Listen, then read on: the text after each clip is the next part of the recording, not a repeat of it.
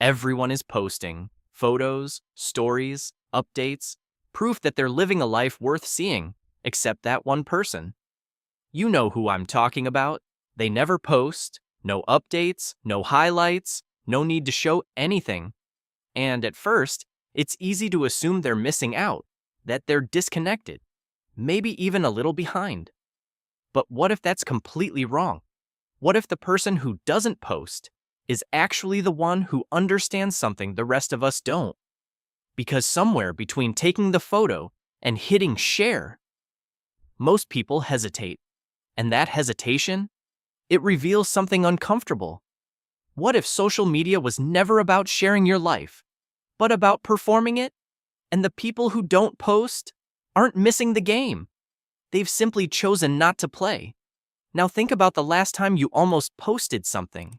You opened the app, took the photo, maybe even added a caption, and then you stopped, just for a second. But in that second, something subtle started happening in your mind. You weren't just looking at the photo anymore, you were looking at yourself through other people's eyes. Is this good enough? Do I look interesting? Will people care? It happens so fast you barely notice it, but your brain is running a quiet calculation in the background, not about the moment itself, but about how that moment will be received, how it will be judged, compared, interpreted, and suddenly, what was just a simple experience becomes something else, a decision, a risk, a tiny performance, because posting isn't just sharing anymore, it's presenting, editing, positioning, and if the calculation doesn't feel right, you don't post at all. You close the app. You move on.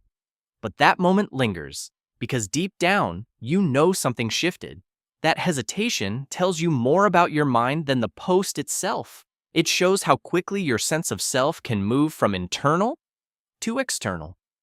From "this feels good" to "does this look good enough?" What you felt in that moment isn't random. There's actually a psychological framework that explains it. A sociologist named Irving Goffman described everyday life as a kind of performance. According to him, we all present different versions of ourselves depending on who's watching. At work, you act one way. With friends, another. Alone, something else entirely. He called this the front stage and the backstage. But here's where things change. Social media doesn't just expand the stage, it removes the backstage completely. Now, every moment has the potential to be seen, judged, and remembered by hundreds, even thousands of people. And unlike real life, where moments fade, online, they don't. They stay, captured, stored, and searchable. What you post isn't just a moment anymore. It becomes part of a permanent identity archive, a version of you that others can revisit, analyze, and compare over time. So naturally, your brain adapts. It starts treating every post like a performance, every caption like a script, every image like a statement about who you are. And once you see it that way, that hesitation you felt earlier stops being small.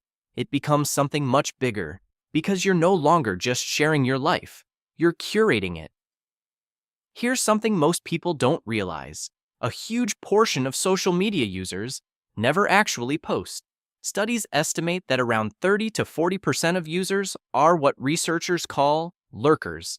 They scroll, they watch, they keep up with everything, but they don't share. And that word, lurker, makes it sound strange, almost suspicious, like they're hiding. But the reality is much simpler and much more human, because behind that silence, there are very real reasons. For some, it's the fear of judgment. The awareness that anything you post can be misunderstood, criticized, or quietly evaluated. For others, it's privacy, a sense that not everything meaningful needs to be exposed to an audience. And for many, it's just exhaustion. The constant pressure to present, respond, and stay visible becomes too much. So they step back, not completely offline, but out of the spotlight. And once you see it clearly, it changes the way you interpret that silence. They're not disengaged, they're not disconnected, they're not missing out. They're simply choosing a different role, because in a space where everyone is expected to perform, they've decided not to. They're not inactive. They're choosing not to perform. But here's where it gets uncomfortable. Even if you don't post, you're still exposed to something just as powerful. Because social media isn't just about sharing, it's about comparison. Every time you scroll, you're not seeing people's real lives. You're seeing their highlight reel, the best moments, the perfect angles, the carefully selected wins, and your brain knows this. Consciously, you understand it's filtered, edited, incomplete, but subconsciously, it doesn't matter because your brain doesn't evaluate truth. It reacts to patterns. So when you see someone traveling, succeeding, celebrating, your mind translates it instantly into one simple message. They have more than me. Not better photos, not better timing, more success, more happiness, more progress, and that feeling builds quietly. You don't always notice it right away, but it shifts your mood, your confidence, your perception of your own life. This is what makes the comparison trap so dangerous. It doesn't ask for your permission. It doesn't need you to believe it. It just keeps feeding your mind a version of reality that feels slightly better than yours. And over time, that gap starts to feel real, even when it isn't. Your brain reacts to illusion like it's reality, and the more you scroll, the more convincing that illusion becomes. Here's where everything starts to shift. There's a psychological framework called self-determination theory. At its core, it says that humans function best when they feel a sense of autonomy, when their actions come from internal choice, not external pressure. And this is exactly where social media creates a problem. Because the moment your behavior is shaped by likes, reactions, and attention, your autonomy begins to fade. You don't just post what you want, you post what will be accepted, what will perform, what will validate you. And over time, that subtle shift changes how you see yourself. Your self-worth becomes tied to feedback. Your confidence becomes conditional. But people who don't post, they step outside of that loop. They don't rely on external signals to confirm their value. They don't need constant reinforcement to feel secure. Instead, their sense of self comes from something quieter. Internal validation. A feeling that doesn't fluctuate with attention, that doesn't rise or fall based on engagement, and that creates something rare. Emotional independence. The ability to exist, to experience, to live, without needing it to be acknowledged. Because when your identity isn't built for an audience, it becomes more stable, more grounded, more real. They don't need to be seen to feel real. And once you understand that, you start to see social media very differently. But here's something most people don't expect. Many of the same people who avoid posting on social media still spend hours consuming content, especially on platforms like YouTube. At first, that seems contradictory. If they're trying to avoid the system, why stay in it? The answer is subtle, but important, because not all platforms demand the same thing from you. On most social media, you're expected to participate, to post, to react, to maintain a presence. Your identity is active, you're part of the performance, but on YouTube, you can simply exist. You can watch, learn, laugh, explore, without anyone asking you to prove anything. No one is tracking your silence. No one is questioning your absence. There's no pressure to present a version of yourself, and that changes everything. Because now, your relationship with content becomes passive, not performative.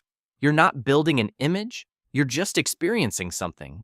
And for people who value privacy, control, and mental space, that difference matters more than it seems. It's a quiet escape from the noise, all the content, none of the pressure, and this is where the story turns in a more human direction. Because people who don't post as much often have something different. Not fewer connections, but deeper ones. Their circle tends to be smaller, but it's more real. Instead of spreading their attention across hundreds of people, they invest it into a few who truly matter. And that changes the quality of everything. Because there's a big difference between being seen and being understood. Social media gives you reactions, likes, comments, quick acknowledgements. But real life gives you conversations, time, presence, context, moments where someone actually listens, not just responds. People who stay quiet online often prioritize those moments. They'd rather sit with a friend and talk for an hour than receive 100 passive reactions from people who barely know them. And over time, that choice compounds. It builds trust, closeness, a sense of connection that doesn't disappear when the screen turns off. Because attention is easy to get, but genuine connection takes intention. And that's why their relationships feel different, more grounded, more stable, more meaningful. 5 real people will always outweigh 500 silent watchers. And deep down, most people already know which one matters more. To really understand this difference, you have to look at something deeper. Psychologists often distinguish between 2 types of self-awareness. One is public self-consciousness. That's the part of you constantly asking, how do others see me? How do I appear? How am I being judged? What impression am I creating? The other is private self-awareness. That's quieter, more internal. It asks a different question. How do I actually feel? What matters to me? What do I truly think about this moment? Most social media environments pull you toward the first one. They train your attention outward, toward perception, toward image, toward presentation. But people who don't post, they tend to lean into the second. They spend less time managing how they're seen and more time understanding how they experience things. And that shift is subtle but powerful, because when your focus turns inward, your identity stops depending on external feedback. You don't need constant confirmation to know who you are. You don't need an audience to validate your experience. This is not avoidance. It's not fear of being seen. It's a different orientation entirely. This is not avoidance. It's self-awareness. And this is where everything comes together. Choosing not to post isn't about being shy. It's not about having nothing to say, and it's definitely not about being left behind. It's about control. The kind of control most people slowly give away without realizing it. Because the moment your experiences are shaped by how they will be seen, they stop being fully yours. You start thinking about angles instead of feelings, captions instead of conversations, reactions instead of presence. But when you don't post, something shifts. Your attention returns to the moment itself. You're not stepping outside of your life to document it. You're inside it, fully there. And that changes the texture of your experience. The sunset feels different when you're not trying to capture it. A conversation feels deeper when you're not mentally editing it for later. An achievement feels more personal when it doesn't need to be announced. Because privacy in this context isn't restriction, it's value. It's the decision to keep certain parts of your life untouched, unfiltered, unconsumed, and that creates a kind of quiet ownership most people rarely feel.